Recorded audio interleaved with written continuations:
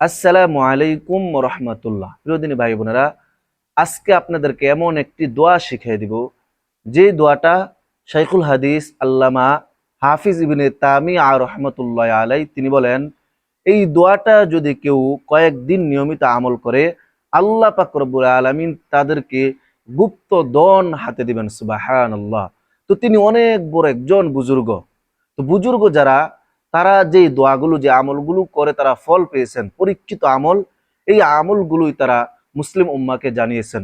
তো তারা এই আমলগুলো করে ফল পেয়েছেন, এই জন্য তারা আমাদেরকে এই আমলগুলো জানিয়েছেন, শিখিয়েছেন কিতাবের মাধ্যমে।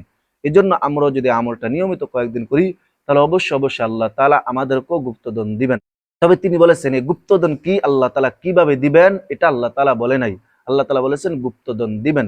এই জন্য এই দোয়াটা আমরা নিয়মিত কয়েকদিন আমল করব, অবশ্যই অবশ্যই আল্লাহ তাআলা আমাদের ধন দৌলত বাড়িয়ে দিবেন, গুপ্তধন দান করবেন ইনশাআল্লাহ। তো সে দোয়াটি হলো, ইয়া হাইয়ু ইয়া কাইয়ুম লা ইলাহা ইল্লা আনতা বিরহমাতিকা আস্তাগীথ। আমি আবার বলতেছি ভেঙ্গে ভেঙ্গে, আপনারা সুন্দরভাবে শিখে নেবেন এবং আমল করবেন। ইয়া হাইয়ু ইয়া কাইয়ুম লা ইলাহা ইল্লা আনতা বিরহমাতিকা আস্তাগীথ। তো এই দোয়াটা আপনারা প্রতিদিন সকালবেলা ফজরের আজানের পর মসজিদে যাওয়ার পর আপনারা ফজরের সুন্নত পড়বেন।